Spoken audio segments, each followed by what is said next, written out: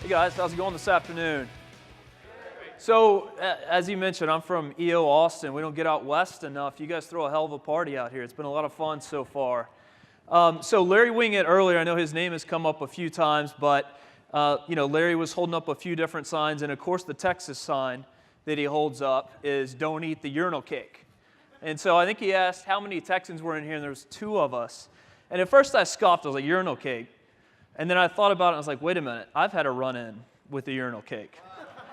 And so wasn't planning on telling this story clearly, but I don't think I could ever forgive myself if I didn't tell it with that kind of lead-in. So Willie Nelson owns a golf course just down the road from where I live, just west of Austin in Spicewood. It's called Briarcliff. And this golf course, imagine a course that Willie Nelson would own, right? 9-hole golf course, gets mowed maybe twice a month.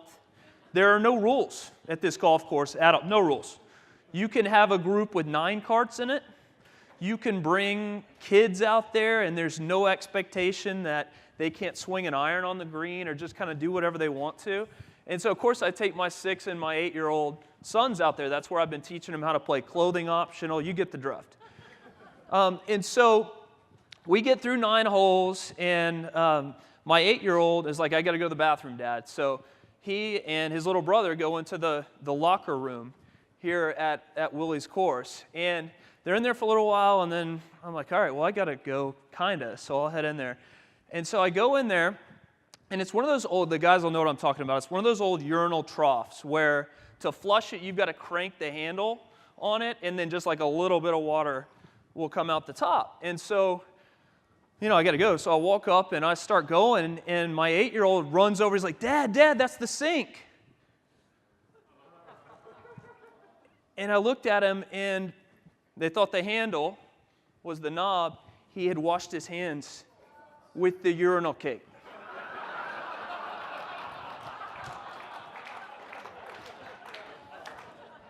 So, what lesson to the parents out there, have that urinal cake conversation early in the process. So, and my wife, as you might imagine, has been none too happy about that. Is this my clicker, hopefully, here? Yep, there we go. So I'm here today to talk about branding. And, as the teaser went, I'm going to be doing an advanced workshop a little bit later this afternoon talking about building an authority brand. And my guess is for many of you, when I say branding, what comes to mind is probably not a personal brand. What comes to mind probably are brands like Apple or McDonald's or Samsung or others. And so what is the definition of branding? Branding is establishing an image in the mind of your customers and your target market. You establish your brand with your customers during the customer experience. And to be honest, in the branding world, that's the easy part. That's the part you control. You establish your brand with your target market based on your ability to get that brand out in front of them. If I asked you to think about the brands that you compete with right now, my guess is for most of you, 4, 5, 6, maybe more brands come to mind. For many of you, in terms of the competition that you have, the brands that come to mind are corporate brands. They're businesses, as opposed to individuals or authorities. So when you think about building a business brand costs a ton of money to do. It's incredibly hard to differentiate yourself.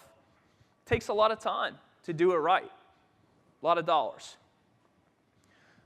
Building an authority brand for a growing business who's relying more on hustle and know-how and creativity than they are huge marketing budgets, building an authority brand is a much cheaper, much more efficient, much better way to do it. So why don't more of us, more entrepreneurs, why don't more of us do that? I think a lot of it comes down to when most of us think of an authority, most of us think of really, really famous entrepreneurs. So we think of Richard Branson, or we think of Elon Musk, or we think of others like that who really feel, in many ways, untouchable in terms of where we might get to.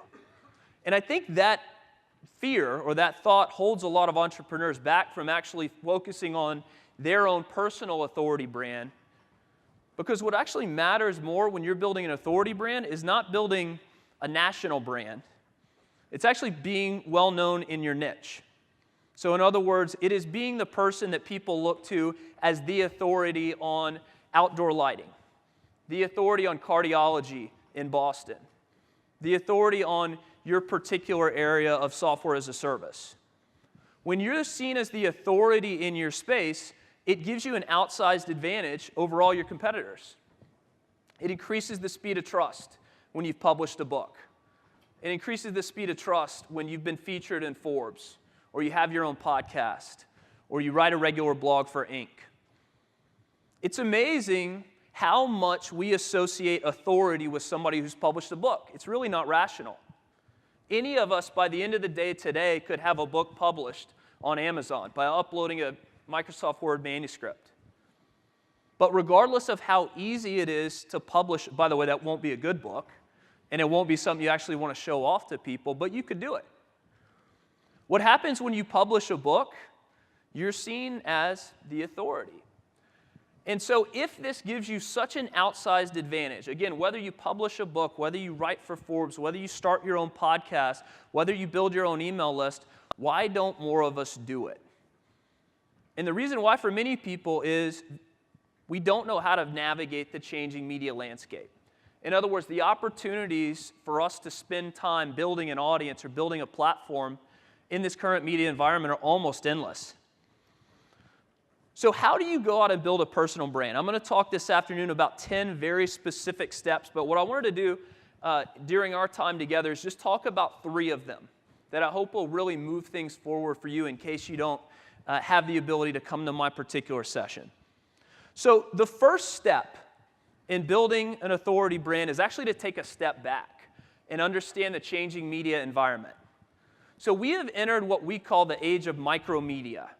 What I mean by that is every individual in here, whether you know it or not, is a media outlet. You're a media outlet. Some of you influence a couple hundred people on your Facebook page, friends and family.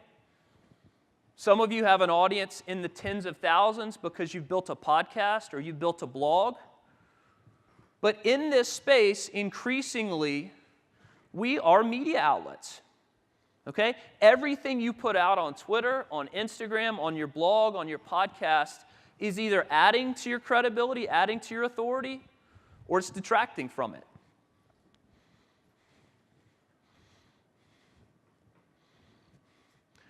One of the biggest changes that we're seeing in this media environment right now is we are moving away from large generic media, and increasingly we are actually seeking out micromedia.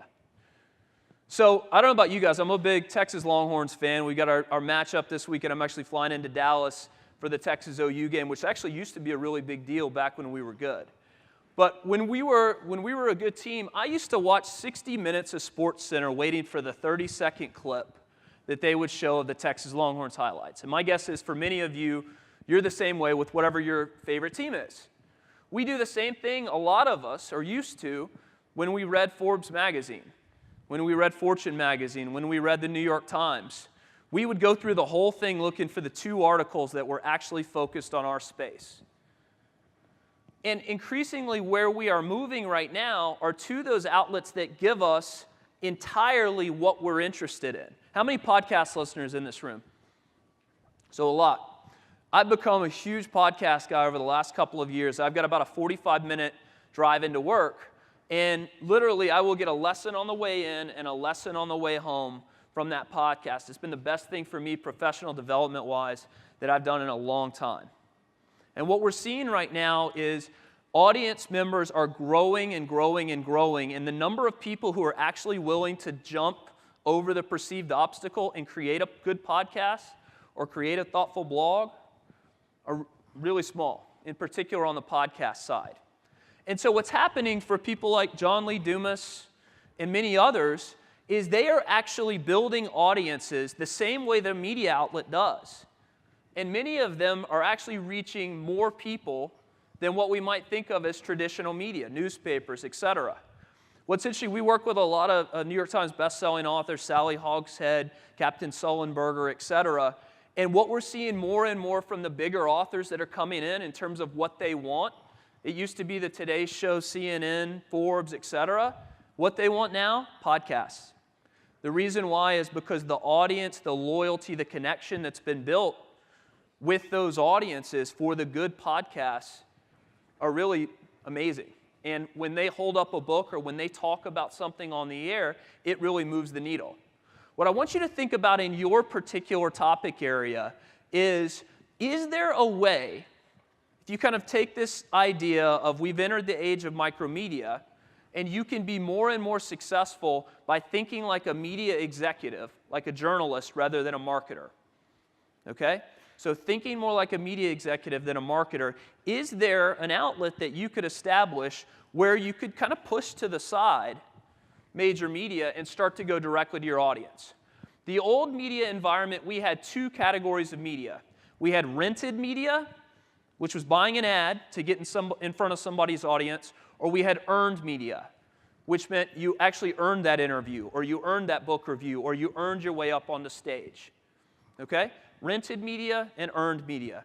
Where we are today in the age of micromedia is we've added owned media. So owned media right now for each of you, as you think about your business, it's every asset that you have where you fully own the connection to your audience. So it's your website, your blog, your email list, your physical mailing list if you have one of those. The magic in an owned media audience is CNN doesn't have to say yes. You don't have to buy that ad in the local newspaper. You can get to that audience anytime you want to. Okay?